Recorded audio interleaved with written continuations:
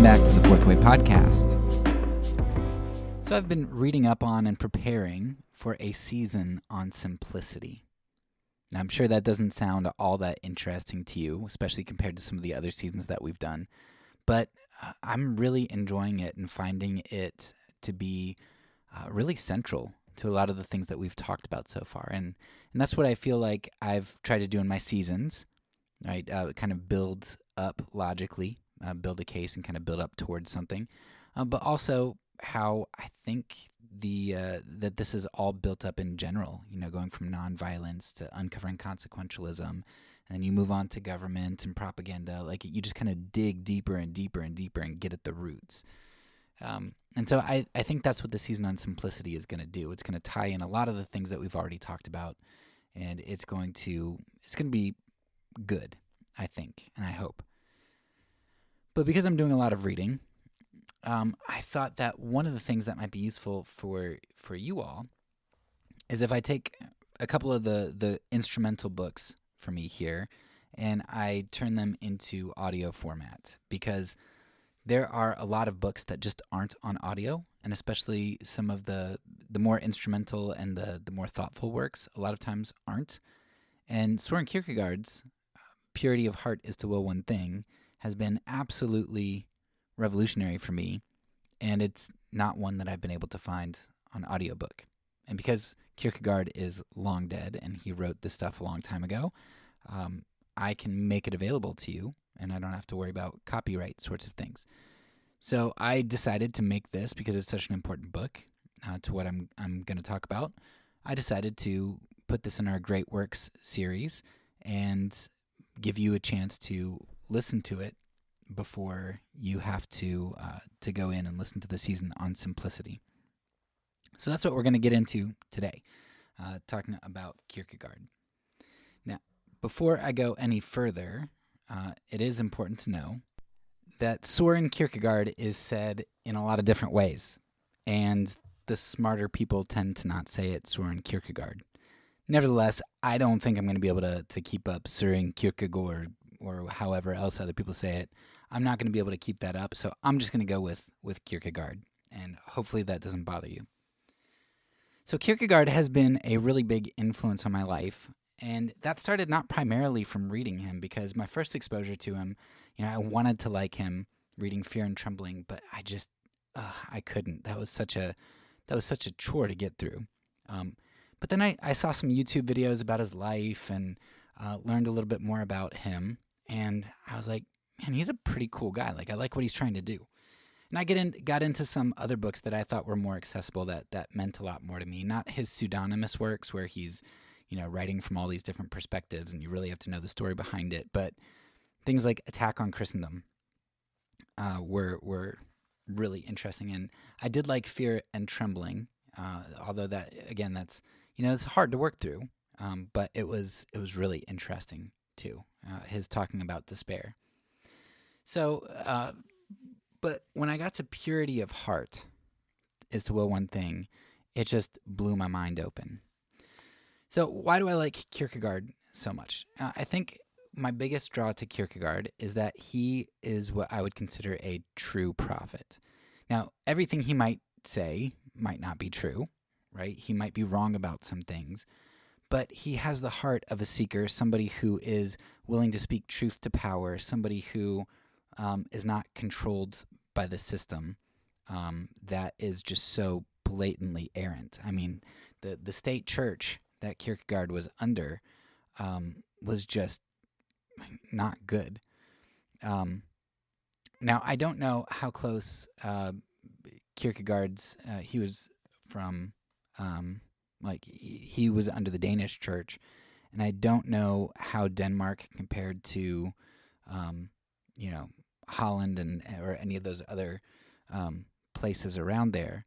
But I was just reading a biography of Vincent van Gogh, and his dad was a pastor, and just talking about all the different pastors and the way that they treated the poor and didn't help them, and just the marrying a pastor or becoming a pastor for social clout and all kinds of things. it was like really gross. And I think it was probably very similar in a lot of Europe, but especially up in that area, it was probably pretty similar. So, Kierkegaard is fighting back against this institutionalized church, and he's just not really having it, and he's put off. And so he wants to kind of uncover true Christianity. And that's a lot of how I feel. I probably am not a true prophet. I probably am somebody who capitulates way too much, and I participate. And studying simplicity is showing me that, like how much I am complicit with systems of injustice.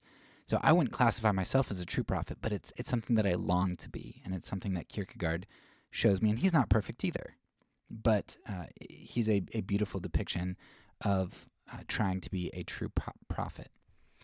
And he's very anti-consequentialistic, which is one of my big draws to him. And you're going to see that a lot in Purity of Heart is to Will One Thing. And you get that, like, obviously, if he's facing down the institutions and he refuses to capitulate, you're like, well, he's probably got to be an anti-consequentialist, right? And so a lot of that comes across in this book. And he's just extremely perceptive, and he gives a lot of great analogies and metaphors, and his insights are so brilliant and so beautiful. That being said, he is extremely difficult to read. He is just, the way he words things, the elevation of his ideas, just kind of working through thoughts that you've never worked through before, because he's got so many unique thoughts. It's really hard to read physically. And I rarely go back through books, and like retrace my steps. But with Kierkegaard, I'm doing that a lot. It's like I'll read a paragraph and then go back and read it again, and then realize I really need to go back and read 3 paragraphs before that. And I do that a lot with him. So to try to listen to Kierkegaard's writings is probably going to be pretty difficult. You're probably not going to want to go higher than 1 speed, and maybe you'll even want to go lower, and you'll probably want the text in front of you when you do it. But if you're going to use this as something to go through it a second or third time after you've read it, or if you want to kind of prepare the soil before you go through it, this might be a nice supplement for you to have this on audio. Another danger here is going to be that experts argue a lot about what Kierkegaard means a lot of the times. And I'm not an expert. I understand like 10% of what Kierkegaard says, and I'm probably wrong about 50% of the 10% I think I understand. But nevertheless, the parts that I do get right about what he says, and the realizations that he sparks are so valuable and deep-rooted that I think it's worth uncovering for you here. And you don't even have to listen to my commentary. In most chapters, I'm going to just lead with his text. I'll say, here's the chapter, here's the title, and then just start reading. And I'll save my commentary for the end, and you can just skip that if you want. But for the preface today, I do want to start by telling you just a little bit about it and prepping you for it. The preface, it's like, I think 2 paragraphs, 2 or 3, but it's one of the and really it's the second paragraph, or the last half, that is really the part where he actually says anything meaningful. But it's one of the most beautiful analogies and pieces of literature that I've read. I just go back and read the preface sometimes. But what Kierkegaard talks about is he talks about this needlewoman who she's, in her devotion, she's making something, an article for worship, for corporate worship. And so she is trying her best and using the best materials, spending her money, spending her time, focusing on creating this article for worship. And then Kierkegaard says, well, what if she makes a little mistake? What if there's a thread off kilter here or something? He's like, if the worshiper would go into church and the worshiper stares at that thread that's out of place, and he's like, and he's focused on that instead of being drawn to God. He's like, look, the needle worker, she did her darndest to do a good job, and her job is to get you as close to not being distracted as possible. But if you then go into that church and you're distracted by it and you focus on that, he's like, your job is to go in and to use these tools as portals to the divine, right? You shouldn't be distracted, and the needlewoman shouldn't make mistakes to the best of her ability. And so maybe sort of like a kid who draws you a picture, right? If a kid draws you a picture and brings it to you, you don't talk about how the lines aren't straight, right? You're like, man, that kid spent time and effort and wanted to make something from me because they love me. And you're not going to focus on the helter-skelter lines. And that's kind of the same point here. There should be portals to that love through what the needlewoman is doing. And I think this is primarily an expression of Kierkegaard. He's giving this preface to point out at least one thing. And I think the main thing is, of course, that he's an imperfect vessel, and he's probably going to have some threads that are out of place, but he's trying to present a work to bring you in front of God, to give you an encounter with the divine. And your job is to use, like I said, that 10% that I get, I'm drawn closer to God through that. You're not going to understand everything Kierkegaard says, and some of the things that he does say might be wrong or might be kind of weird and awkward. But there's enough here that you can be drawn towards the divine, and Kierkegaard wants you to look past him to God. But I think there's, whether it's intentional or not, I think there's a second way that you can look at this as well. The purity of heart, the simple living, by simply living for one thing, by living for the good, it's going to touch on a lot of the different things that we've discussed throughout our seasons. And so what I think Kierkegaard, what you could also apply this preface to, is that our lives are essentially supposed to be a tapestry for God, a perfect work, if you will. Jesus says, be perfect, just as your Father in heaven is perfect, right? We are supposed to seek perfection, seek the ideal. And Kierkegaard would never argue, I don't think, that we can accomplish that, but we should be like that needlewoman. We want to know what the ideal is and seek that as best we can, because the closer our lives display the ideal, the more easily others are going to be drawn to God and to the good.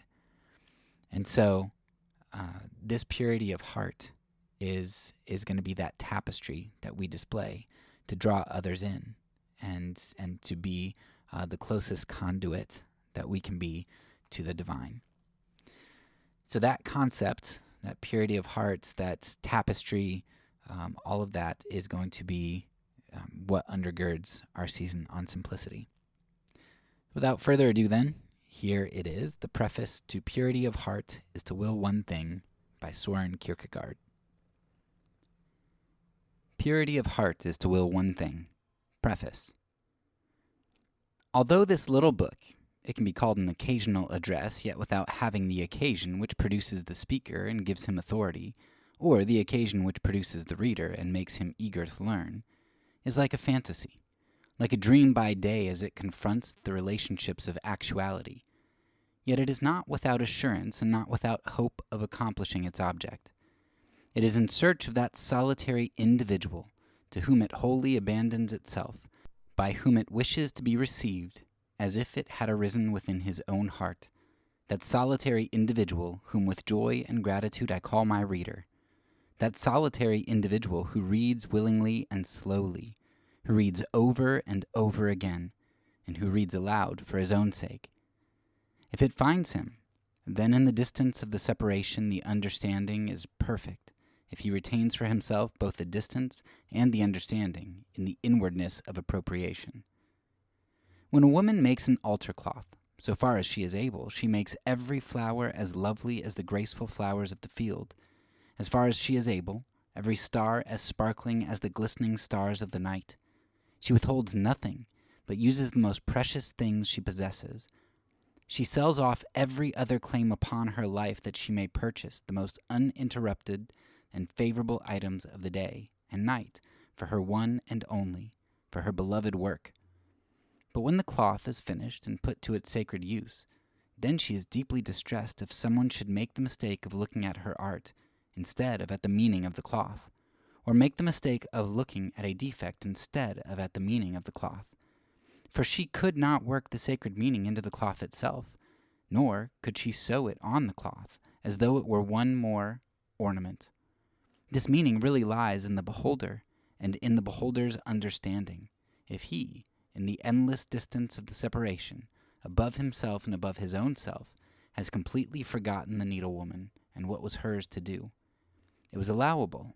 It was proper. It was duty. It was a precious duty. It was the highest happiness of all for the needlewoman to do everything in order to accomplish what was hers to do. But it was a trespass against God, an insulting misunderstanding of the poor needlewoman, when someone looked wrongly and saw what was only there, not to attract attention to itself, but rather so that its omission would not distract by drawing attention to itself. That's all for now. So peace, and because I'm a pacifist, when I say it, I mean it.